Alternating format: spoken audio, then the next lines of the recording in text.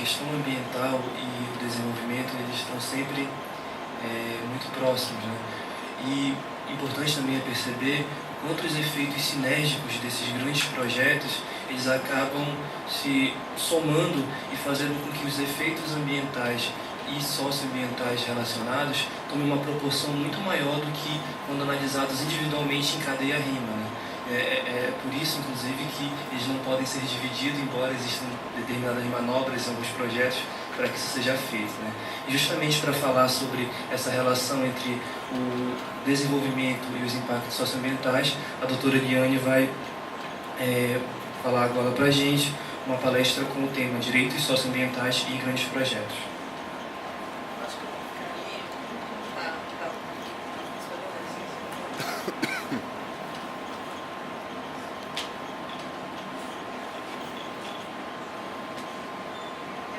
Uma vez que eu fiquei ali, depois meus colegas me perguntaram, mas por que ficavas olhando para frente e não para cá? Então acho que fica melhor para todo mundo se ver bem. Queria começar agradecendo o convite. Na verdade, eu me sinto aqui como convidada, porque esse é um evento que foi articulado e organizado principalmente pelos servidores do Ministério Público, né, tanto federal quanto estadual. Então eu começo saudando essa importância, né, do servidor e dessa articulação para que a gente fizesse um debate tão importante para o Ministério Público nos dias de hoje, com os desafios que nós enfrentamos.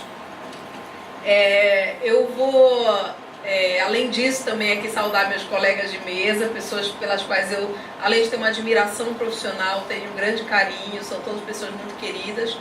E não vou ter como saudar cada uma das pessoas queridas que estão aqui na plateia, porque felizmente são muitas vezes desde alunos muito antigos até alunos da atualidade, servidores que estão no nosso dia a dia, servidores do GAT. Mas eu saúdo então a todos e a todas na presença aí do meu colega Raimundo Moraes, que é o nosso mestre Yoda do direito ambiental aqui do Ministério Público, né? Bem, a realidade, eu não sou promotora ambiental, para começar, né, situando a questão. Eu sou promotora agrária. E aí eu acho bastante interessante que a gente comece até fazendo uma reflexão sobre isso, né? Como as questões agroambientais e socioambientais do Pará, porque a proposta também, retomando aqui, é de discutir a atuação do MP nos impactos socioambientais de grandes projetos do Pará. Mas como essas questões são tão imbricadas, que ao final elas ultrapassam de fato a atuação do Ministério Público exclusivamente na área ambiental. Elas são questões poliédricas, elas são questões complexas, que demandam que a gente faça uma análise mais ampla. E aqui o que eu vou dividir com vocês, de fato, acho que é bem pertinente que nessa semana, né, em que se comemora o Dia do Meio Ambiente, o Ministério Público olhe para si e veja o que ainda precisa ser feito. Faça uma reflexão de onde a nossa instituição se encaixa nesse contexto que eu vou trazer para conversar com vocês.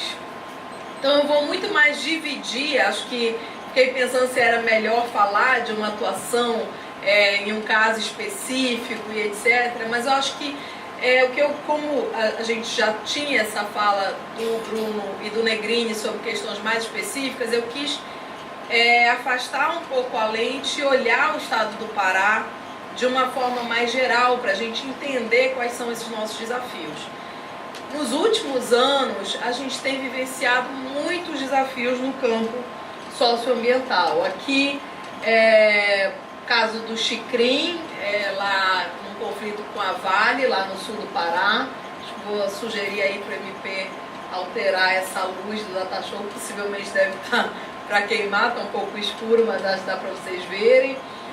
Aqui o caso que envolve a BR-163, também são questões aqui no território paraense. Mais recentemente o caso da Hidro, que eu acompanho em razão dos impactos em territórios de comunidades rurais tradicionais. E também o caso Belo Monte, que tomou uma boa parte da agenda do Ministério Público. Esses são só alguns dos casos espalhados aí no território paraense de norte a sul, que demonstra o tamanho do nosso desafio. Será que nós fizemos a melhor atuação que nós poderíamos ter feito nesses casos? O que falta para a gente aprimorar a nossa atuação como Ministério Público?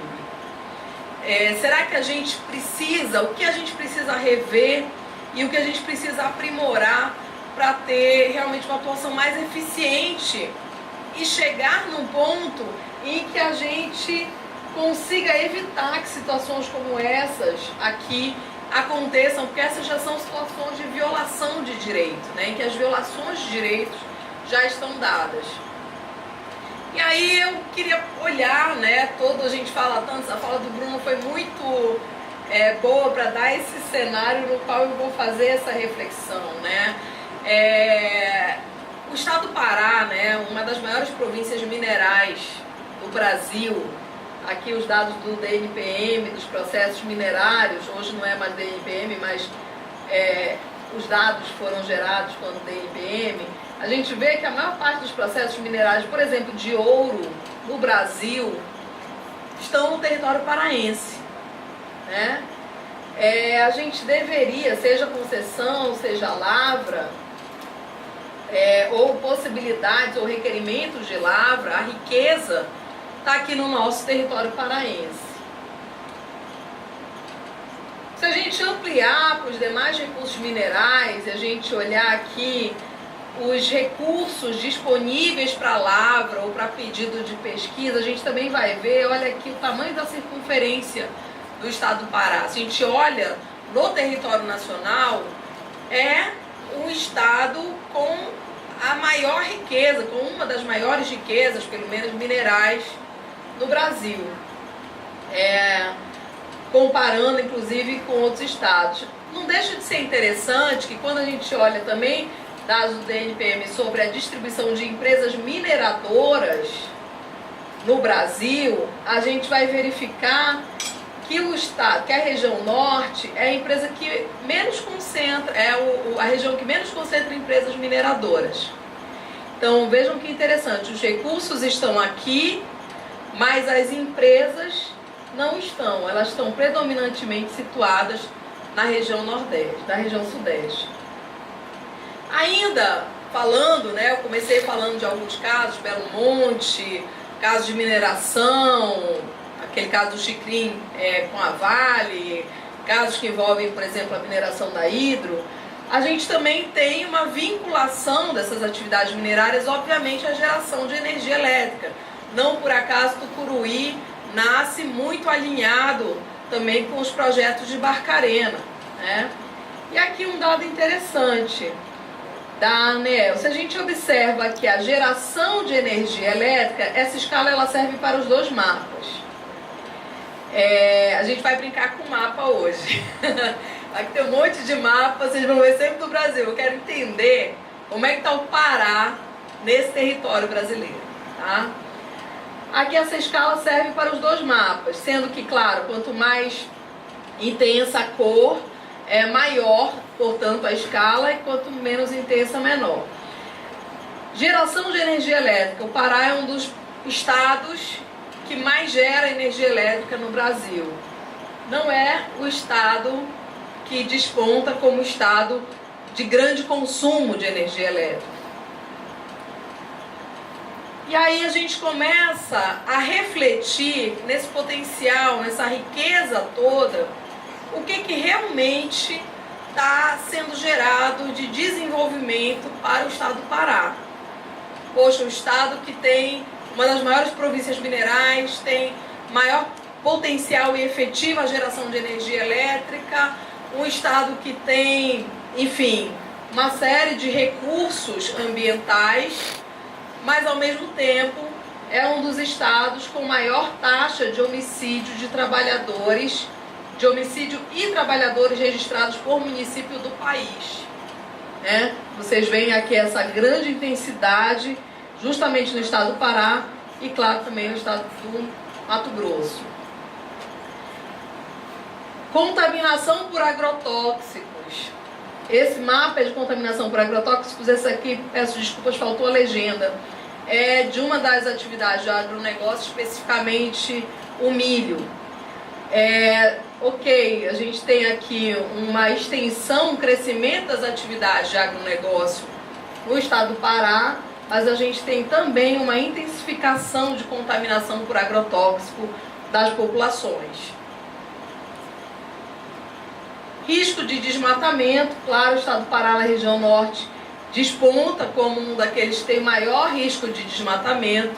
E aí, então, a gente vai precisando entender o que esse cenário todo tem refletido efetivamente no nosso IDH. Todos esses chamados grandes projetos, que são grandes projetos essencialmente de infraestrutura, que interagem com o restante do território nacional, geração de energia elétrica, escoamento de grãos, enfim, ferrovias que agora são pensadas, produção de alumínio, extração de bauxita. Isso tem melhorado a situação do Estado? Tem melhorado os nossos índices de desenvolvimento? Só para a gente pegar um dos índices que eu acho que é mais precioso quando a gente vai analisar desenvolvimento de um Estado, o índice de saneamento.